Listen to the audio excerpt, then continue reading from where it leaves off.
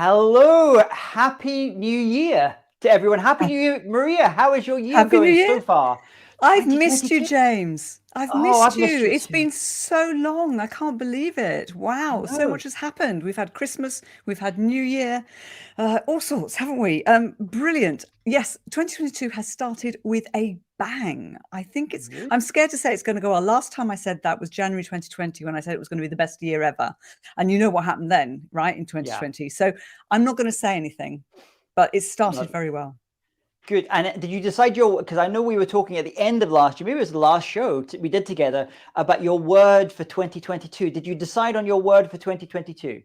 I have. My word is optimize.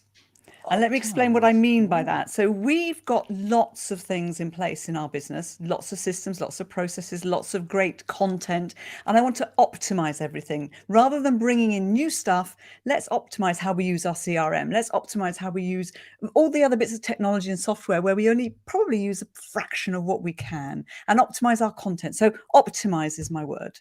I think we maybe need to bring a guest on at some point in the future that can talk about optimizing, creating standard operating procedures, all that automation stuff that we're probably not Oh, yeah. so good Yeah, that would at. be Yes, great. Yes, I'd love that. If anybody's future out there, guest. expert on automation, please get in touch. Right, what's You happening heard it here today? first. Well, today I'm outnumbered. I'm the only Stranieri here. I'm the only non-Italian on this call, on this event. So 100 million new businesses start every year, and 90% of them actually fail within 3 years. So Maria, our businesses, we're kind of a little bit unusual here.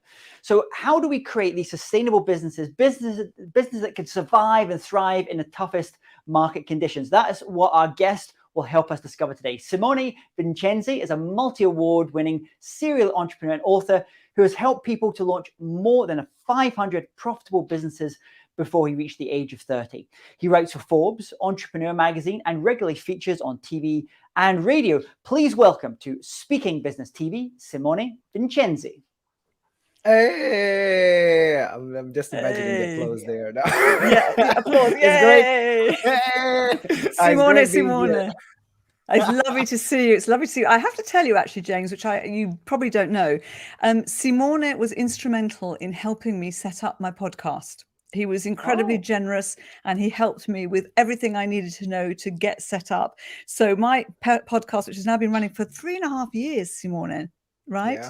Yeah. Thank you for that help. My So pleasure. Simone, we want to go behind the scenes of your speaking business because we're nosy. Not behind the green screen, behind the scenes. Just checking the state of the room behind me, so if it's clean enough or not. So Simone, how did you start as a speaker? Well, my speaking journey has been a bit weird at the beginning because it wasn't something that was planned and also started very early. I started my first speaking business when I was 22. And I was working as a restaurant in a catering in restaurants as a waiter or restaurant manager, and been working in the catering industry for about 8 years because I started when I was about 14. And I ended up being in London working in this restaurant, and someone saw the restaurant owner of the place where I was working in. So something in me that I couldn't see myself. And they said, you know what, I think you can do more than just work in restaurants. And why don't you go and attend like some seminars? And I was like, well, seminars? I could barely speak English at the time. So I was like, I don't know. And I ended up attending like some courses and training, and it just hit me. I was like, I want to do that. I want to be that speaker. I didn't even know if it was a job or if it was something, but it's like, I want to do that. And that's how the first step started. And then I started attending public speaking courses, and I started working with companies and organizations to speak in schools. Because of course, like no one would listen to a 22-year-old that just started speaking. So I was like, who can listen to me? Kids in school. And that was the beginning of my journey. Although, actually, to be fair, they are the toughest audiences because you've got to keep their attention. So you did well there. But tell me, what does your speaking business consist of? What is the model? The model of my speaking business is actually, I'm using mainly at the moment and right now as we're speaking, we're using speaking to promote. So the work that I do with GTEx is turning experts into authorities, and we help our clients increase their recurring revenues, build their communities, and increase their visibility. So that's the work that we do. And speaking has been instrumental for me at the beginning, also starting and growing GTEx. And the way we do it is to speak on other people's events, or online or offline, and then promote our courses or services. So for me, it's less about, I actually care less, very little about being paid upfront, because my fee doesn't come from the event organizer. My fee comes from the people that are in the audience that say, I would love to attend the training, or I would love to work with that company. And so that's the majority of my business model, which I absolutely love, because it makes getting the gig easier, right? Because I don't need to negotiate fees. Like, I'm going in, I'll speak for free. I don't need to get paid. But then my payment comes from the audience. Now, the reality is that speaking now is not the end product. It's not the end product I'm selling, right? For a lot of speakers, speaking is what they get paid for. So that's the end of the journey most of the time. For me, it's the very beginning. That's the first step in building the relationship, and then I need to deliver all the training, and then I need to deliver what people then are buying. So that's my business model, and what I've been doing for now 11 years, 10 years. So that model, I guess we contrast it between the kind of more traditional kind of keynote speaker, one type of model, the kind of speak to sell, or sell from the stage, virtual or in-person stages. When it comes to, I know a lot of speakers that do the kind of keynote side, they say that the big breakthrough for them was when they got to a point in their speaking where they could go and get paid, go and give a speech, and at least two people would come up to them and book them for future engagements. That's when they knew it was working. So the kind of work that you do in speaking, kind of sell from the stage, or selling from in a different way, what does that, even for you, what was that breakthrough, that moment when you went, it's working, there's something here now, I think I'm getting there?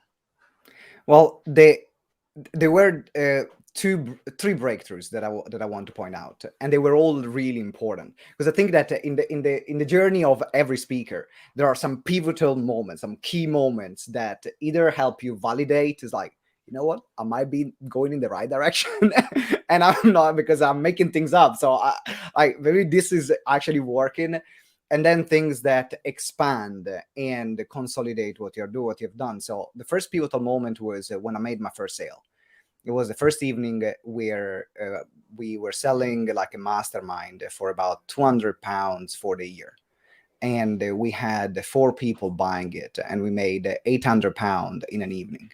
And I was like, this stuff works.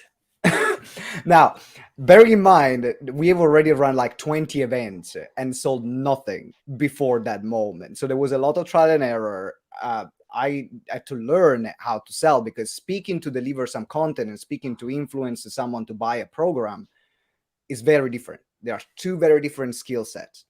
They overlap, but is a very different model, is a very different style. The structure of the speech is very different. So I had to master that.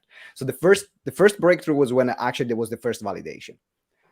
The second breakthrough, though, which was what put us on the map, was after about 4 years, we were running GTEx. And at that point, we have already run about 300 events. So we already knew how to run events. And I ended up being in the team that organized an event for Les Brown in London in front of 1,000 people. And because I was part of the organizing team of that event, then I ended up building a relationship with the event organizer, and the organizer asked me, can you help me host the event? And then after became, can you be the main host of the event? And that was been the biggest gig of my life at that point. And I was ready, though, because we had already 300 events behind the curtain, behind the green screen. And I smashed it. It was really great. And that put our company and me as a speaker on the map, because from there we end up getting booked for an event with Gary Vee the following year. and then people suddenly started taking us seriously.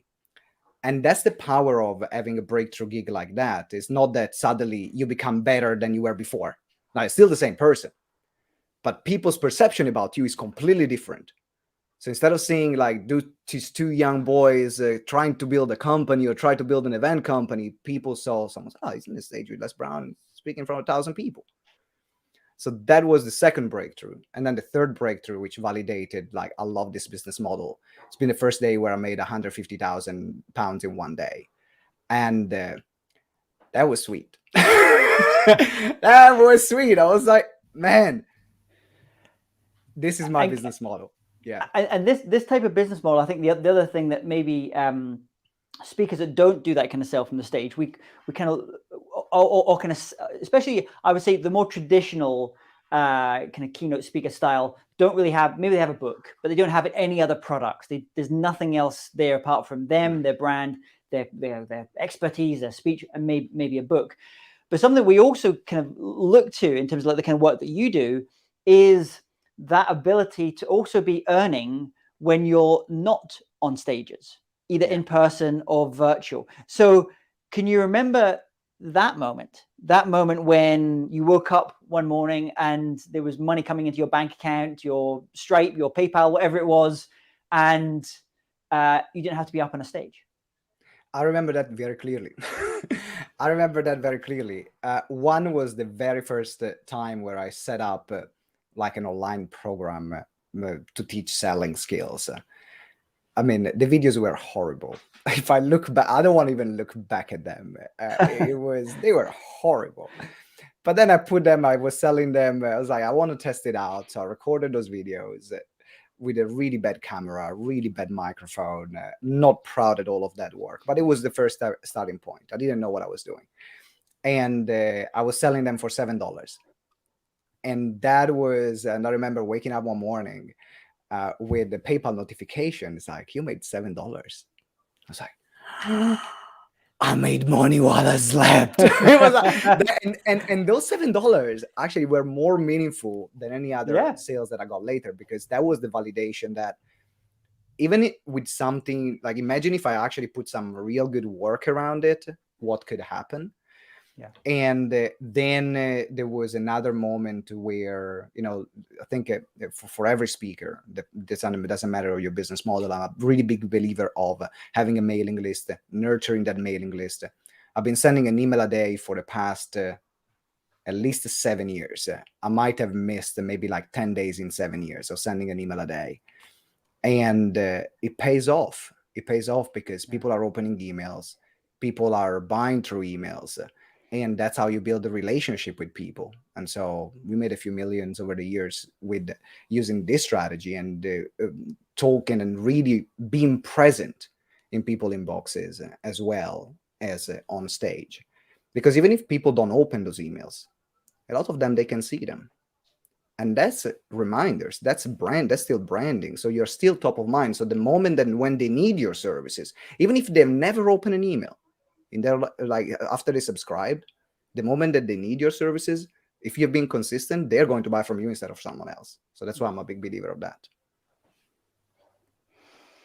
So Maria, yes, have you got your first online course? Because I know you've represented speakers on stages. I know you do a lot of coaching, one-on-one coaching, group coaching, in-person events. Are you coming to the dark side with us, or this online space? I have come to the dark side, and I have sold some online courses, absolutely, and I think it's a great model. The other thing I've done is I've automated a lot of my work, so people can actually go. Not only, I know you do this already, Simone, but people can go onto your diarizing system. I use Calendly, and they can not only book, but they can book and pay, and then schedule it all at once. So I don't even have to go back and forth. It's great. But we're going on to automation there. Let me come back to you, Simone, because I love this idea of making millions, obviously. So what advice can you give to speakers who, how can they monetize their speaking and their expertise better? If I look at I think there are three different parts three components that I found they're very influential in this process. Number one is visibility. I mean, I know, Maria, you talk a lot about visibility. I was reading actually one of your emails that you put recently around like being visible and getting out there and being present. Because I remember also one of the first conversations that we had, and I asked you like, what get speakers been booked? And you say, I have this 4,000, 5,000 list on my database of speakers, but I end up giving work to, I don't remember how many, maybe like 50 to 100 maximum of these ones. And they were the people that were keeping in touch with you. They were keep building that relationship, that were on top of mind. And so visibility is the first thing. Is like, it doesn't matter what kind of business model you use, how visible you are to the people that are going to pay you. If it is the audience that is going to pay you, how visible you are to your audience, and what are you going to do with that, and how you're going to show up through social media, through email, and different strategies. Not here to talk about specific strategies because they depend from business to business. And then at the same time is also how are you going to then convert that visibility into building your community, which is then the second part, right? So once you're visible, I think that building a community, whether it's of event organizers that are booking you, and you're now keep connecting with all of them and nurturing the relationship with them, or if it is with your audience, because that's your audience that pays you, and you build that community, now it brings more sustainability to the business. So you not only build like stronger relationship and stronger connections, which I think they're crucial in business and in life. Like, even if business falls apart, what we're left with is the connections that we have with people, right? So building that community allows you to build those relevant connections, keep nurturing them, and showing up for them through the power of visibility. Which then leads me to the third point after visibility and community, which is recurring revenues. I think that a lot of speakers, they go to a model where they only monetize either when they are speaking or when they have that contract or when they have that gig. Which is great when you have it. But everyone that is in the speaking industry can confirm that it's terrible when you don't. Because then you're worried about, when am I going to get paid next? Where is my next gig coming from? And every time there is like every month, this restarting from zero and this restarting from scratch, which after a while it gets tiring. And that's how I was running my business in the first few years. And then we switched to a model where we actually were focusing on recurring revenues, where we would get either client or retainers, or we would create membership and subscriptions, or services where clients were paying a higher amount and then split it in very affordable payment plans for them, which really helped our cash flow as well and helped their cash flow too. And building that over the years, that model compounds. So then knowing that you're starting your month with all your expenses paid or even in profit, then everything else becomes playtime. And that's what I love, like the kind of business model that I love, that I think it can really bring stability, security in the business, and also freedom of thinking, freedom of expanding instead of being in survival mode about when am I going to get the next client, or, negotiating and lowering your fees because you need to get the gig, which, a lot of speakers that have been in this industry, they have done. I definitely have done it. Like, I got bills to pay. Whatever you're going to pay me, I'll take it. That you're not, if you use the visibility, community, or recurring revenues, then you have a very stable business model. That's what I love. And so simple when you explain it like that, isn't it? It just sounds so simple. I love the retainer idea is fantastic. I think it really does work, and I think more speakers should do that, where they're retained by either their one-to-one clients, if you're working, with the B2C, or the corporate clients. Absolutely, I think it's a great model. We've got Angelica Malin has said, this is such a helpful conversation. Thank you. That's probably to you, Simone. And that's to everyone. We're all having a conversation here. And actually, you mentioned memberships. So the membership thing, talk to me a little bit more about that, because that's quite a big commitment if you're doing a membership, because you've obviously got to keep putting new content in. I know, James, you have a membership yourself, don't you? Yeah, we have two. Actually, we have three. No, I got to think about it. Well, one I don't even greedy. think about. That's just greedy. Yeah. No, because and you get a membership, and you get a membership, and you get. Yeah, it's funny because you do have that thing sometimes. Like this morning, I got up and there was a couple of sales that came in, and a few of them I couldn't even remember having created the product. It was like so long ago because it was on some subscription. The nature of it was a subscription.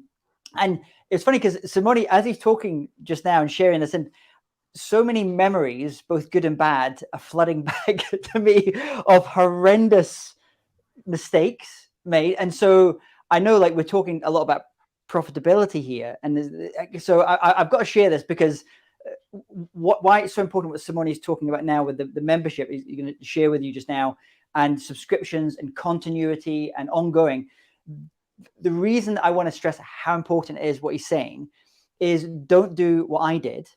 So that the first course I ever launched, it was I was in a job I wasn't enjoying the job, so I wanted like a side hustle thing, and I thought, okay, I'm going to create a course, but I didn't have any content, so I decided to create an online course, a 365 lesson online course, but I only created the first 3 lessons of it, and I sold it, and I sold like 200 units of this online course, but I hadn't created it. So for the next 365 days, I was basically chained to creating a new lesson, new course. So I said, okay, I don't like that bit.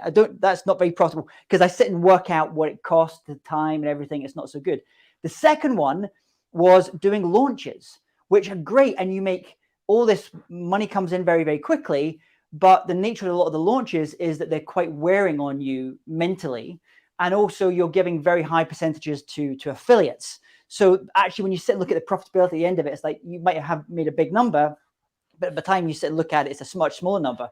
But the third one, and this is going to come into what Simone's going to talk about now and about why it's so important, is when I started doing membership subscription 2010 for the first ones, suddenly it was like this, the veil had been lifted to this whole new world. I thought, I can have a business forever doing this. And it also is the perfect business to run alongside a more traditional speaking business because it can flex to you and to what's going on your side. So I just want to say that, but don't do as I've done. Do what Simone's going to tell you now, because this is going to be much more useful for you. Hey, listen, whatever mistakes you've made, I've made them too, right? I think that everyone, that's how we learn though. I'm not, I think making mistakes is a really important part of the process. And a lot of people, they want to get it right. Just want to get it right. What's right? I think we will never get it right. We get it better.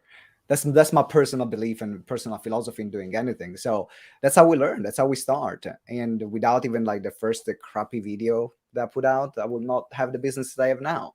And it started from there. So I don't see that as a mistake. I see that as, a stepping stone. But I'm gonna probably break your heart to both of you, because if you listen to my language, I mentioned the importance of recurring revenues, and you said the importance of memberships, which are two very different things. Like membership is a business model to have recurring revenues. And I actually did a YouTube video, literally that's been released yesterday on this thing. As soon as someone mentioned recurring revenue, automatically we are thinking memberships. Yeah, we do. Right? Low-end memberships, and maybe like 10 to 50 pounds or $10 to $50 or $100 maximum. People can cancel at any time. That's generally the model that has been instilled in us. But I hate it. A lot of work. Right. A few reasons. And I'm not saying this, and everything I'm saying is that, I'm sharing my perspective. There are people that are crushing it with that model. I'm not saying it's a bad model. I'm saying that I personally hate it. I've tried it multiple times. What I hate about the membership model for like the monthly membership, and let's talk about monthly memberships, is the amount of work that you're doing to retain clients. Because what people don't say that behind the scene is actually the average cancellation rate after a trial or a month is between 50 to 75% on that model. That's the average. We're talking about across different industries. Churn rate. Right? So the churn rate, exactly. So now, if I have to put a lot of work in getting that clients anyway, and now 75% of them, unless I really create something incredible with a strong retention program and so on, are going to leave. I don't like that model. So what we did, which is my preferred business model, is going to selling either yearly membership. So I don't sell anything for less than a year commitment. And the reason why it is because for the client perspective, it takes longer for them to make the decision compared to a cancel it, try as you go, but then their commitment level is higher. And that also allows me to get more results with them, or our organization to get more results with the client, because they're not going to stop at the first obstacle. No, when the people are buying those kind of memberships, they are looking for transformation, and transformation is painful most of the time. You need to reinvent yourself. There are challenges that are coming in that are unexpected, and so if they have an easy way out, what they're going to do, a lot of people, not everyone, but a lot of people, they will take that easy way out. I want to take it away. So then you are sticking actually with the process, so we can go through those challenges together.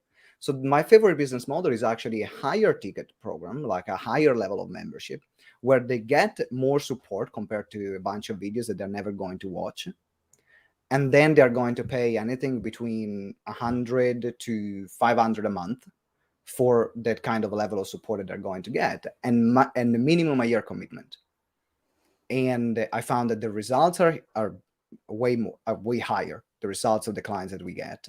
That's how we've been able to grow, to help more than 500 businesses to become profitable, because we were able to follow their process, we were able to follow their journey. And at the same time, by having like higher level of payment plans, even if there is an option of paying in full, then it helps really us with the cash flow. It helps the clients with their cash flow too, and that creates a win-win across the board. And that's my favorite. Now, it takes longer to get that client to make that commitment. Yes, absolutely, I agree with that. But once it's in, it's in. And on a business level, it works better for them and for us. So that's what I wanted to say in terms of immediately people think about memberships, but actually you can, as long as you create recurring revenues, whether you create them with retainers, with higher ticket programs or other stuff, it's up to you. But I guess it's also about knowing your target market as well. So that number you mentioned might be a really small number for someone, or might be a really high number 100%. for someone. So it kind of depends on that. So I know some markets where they even struggle to sell like micro continuity, like $5 a month Patreon type things.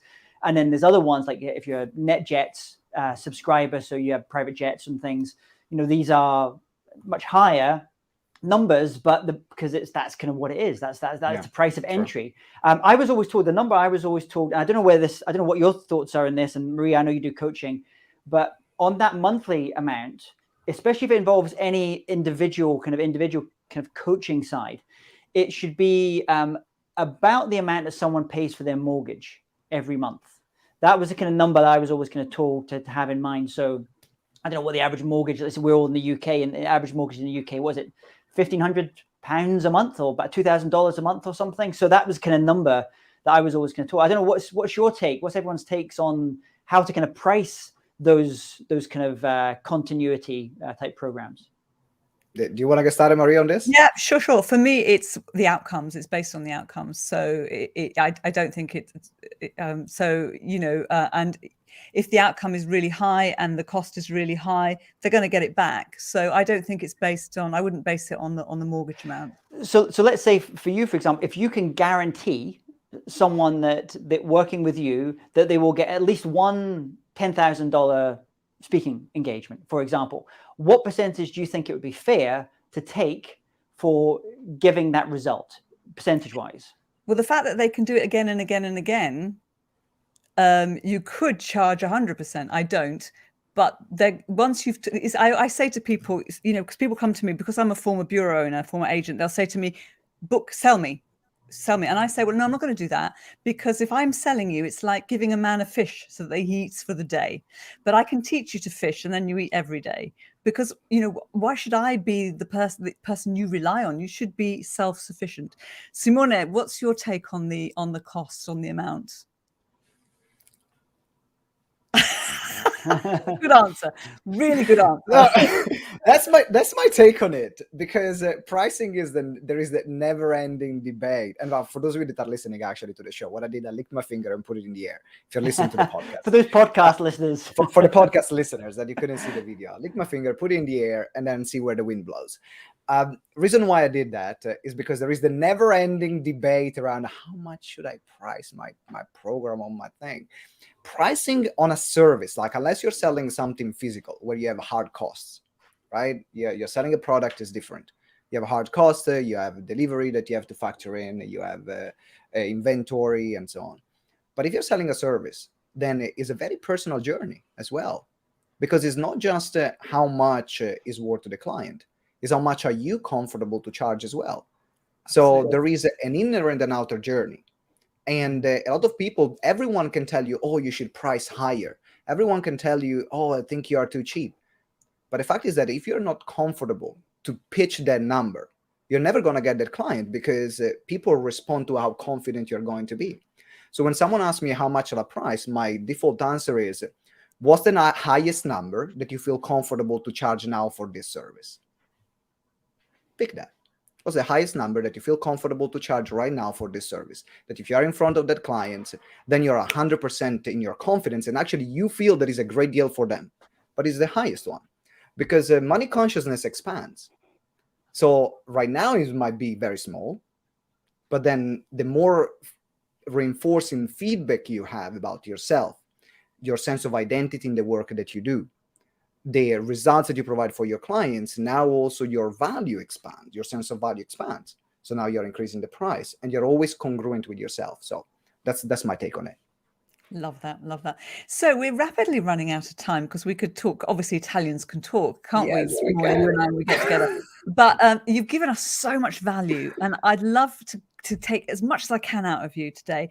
Could you share a tip that that would give every speaker so they can build a profitable business? What tip could you give? Well, I would say that I think that every speaker should give a go to build a presentation to sell something. Because it's always going to be useful.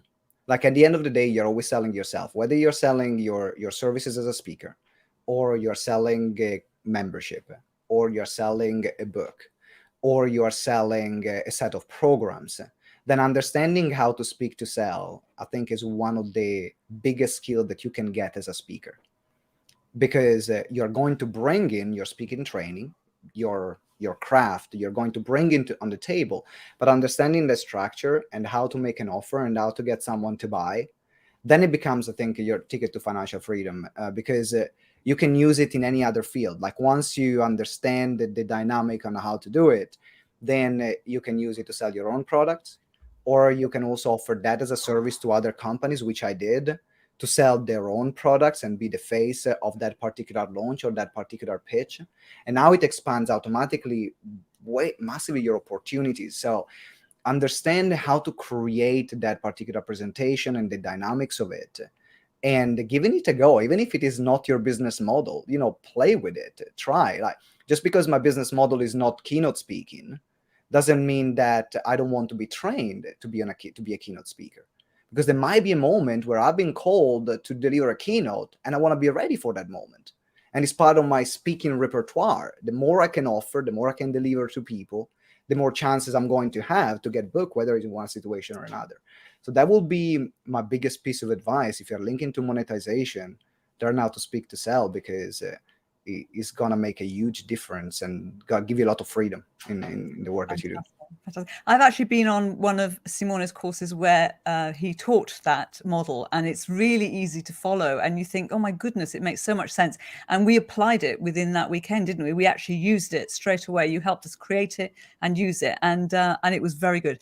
So Nick Corson has said, my timing as ever is impeccable. So obviously he arrived late. Don't worry, you can rewind and watch again. So it's not a problem. It's not lost. James, could you wrap up for us? Yeah, so you were just talking about converting, and you have a very kindly given a giveaway that we're going to have a link to here, which is your webinar conversion kit. So tell people a little bit about what that is, because it kind of builds on what you were just speaking about there. Yeah, exactly. So we've been asked a lot of times from a lot of clients to put that into a process, into a system. Like, how do you create a converting presentation? And right now, whether speakers like it or not, webinars become a big part of the business model. Whether you're hired to deliver that webinar, or whether you're doing the webinars yourself. So we have created a very simple to follow process to create a high converting presentation that brings in your personality, your content, what is that you want to deliver, and leads either to a consultation, if that's your business model, or to a direct sale. That depends on what you're offering. And we have put it together in the webinar conversion kit. It's only $30 to get it, and it gives you all the training and the framework on coming up with the topic of the presentation, creating it, and delivering it with all different resources like slide decks and Trello boards to help you out in the process. So that's my gift to you. Fantastic. Well, the webinar conversion kit, we're going to put it, people go to speakingbusiness.tv, just head into the resources section. There's a link directly to that. There's also a link there to Simone's website, Facebook, LinkedIn, all the different places. But if there's one place that people should go if they want to connect with you personally, where's the best place for them to go and do that? The best place is LinkedIn at the moment. It was Facebook, but then someone decided to hack my account and I lost everything. Moving on. So it is, which that can be another interesting conversation. But now it's LinkedIn. So you can find me, you can type Simone Vincenzi. You can see someone with my face appearing, and that's going to be me. Oh my goodness. I'm so sorry to hear you were hacked. That's awful. Anyway, we'll find you on LinkedIn. Simone, thank you so much. It's been wonderful. I'm still, my head's reeling with all the value that you've given. James, thank you. It's lovely to have you back. Thank you, everyone, for listening and tuning in. Bye-bye from us for this week. Bye-bye. Arrivederci.